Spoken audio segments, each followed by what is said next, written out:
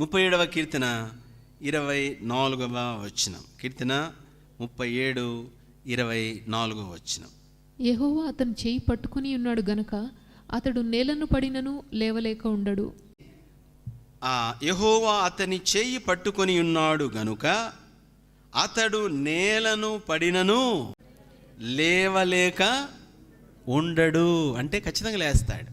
అంటే అర్థం ఏమిటంటే కొన్నిసార్లు మనం పడిపోవచ్చేమో, కొన్నిసార్లు పడిపోవచ్చు. ఎందుకు పడిపోతాం మీరు అనొచ్చు. ఎందుకు పడిపోతాం అంటే మనం ఆయన చేయి వదిలేస్తాం చాలాసార్లు. ఎందుకు వదిలేస్తాం? భయముతో మనం ఆయన చేయి వదిలేస్తాం. ఒక మాట చెప్తాను, భయం ఎక్కువ వేస్తే, చిన్నపిల్లలు చూడండి, చీకట్లు వెళ్ళేటప్పుడు చిన్నగా ఉన్న పిల్లలు భయం ఎక్కువ వేస్తే ఏం చేస్తారు?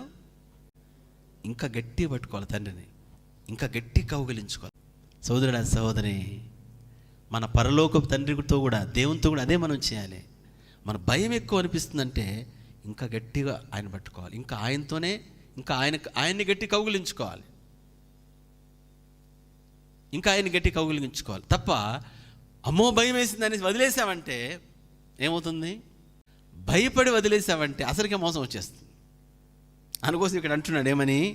యెహోవా అతని చెయ్యి పట్టుకొని ఉన్నాడు గనుక అతడు నేలను పడినను లేవలేక ఉండడు. పేతురు కూడా నీళ్ళ మీద నడిచాడు. నడుస్తా అటు ఇటు చూశాడు. వచ్చేసింది గాలి తుఫాన్ అనేసి, ఇక మునిగిపోయాను అనేసి ఎప్పుడైతే చూశాడో భయపడిపోయి ఏం చేశాడు? మునిగిపోయాడు.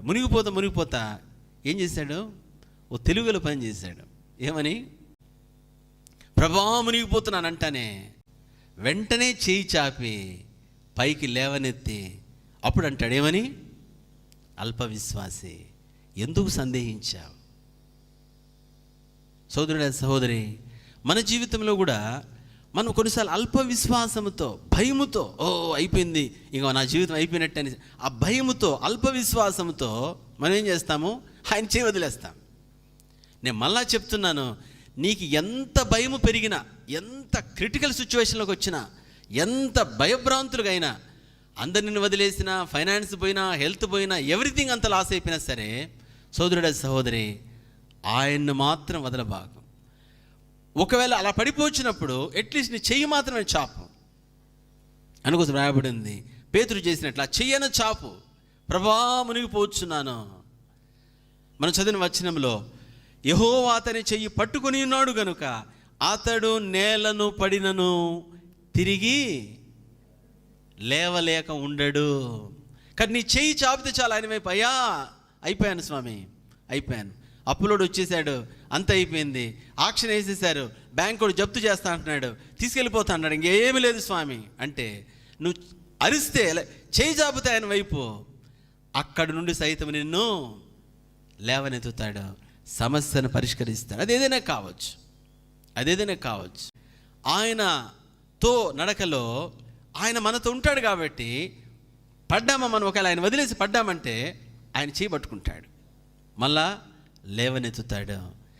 పడినప్పుడు లేవనెత్తు తండ్రి, పడినప్పుడు తిరిగి ఆయన మనను ఉద్ధరించే తండ్రి. సోదరుడా సహోదరి, ఆయన చెయ్యి మాత్రం విడిచిపెట్టబాకు. నువ్వు ఎట్టి పరిస్థితిలో ఆయన చెయ్యి వదలబాకు. ఒకవేళ భయంతో వదిలేసావా, అది రెండో స్టెప్. ఒకవేళ వచ్చి వదిలేసావా, చెయ్యి మాత్రం చాపు ఆయన వైపు. అయ్యా నీవే నా దిక్కు, నీవే నా ఆశ్రయం నాయన, నీవే నన్ను విడిపించువాడివి, నీవే నన్ను ఉద్ధరించువాడివి, నీవే నన్ను బయటపడేవాడివి, నువ్వు తప్ప నాకు వేరే మార్గం లేదు. ఆ చెయ్యి పట్టుకొని మళ్ళా తీసుకొస్తాడు.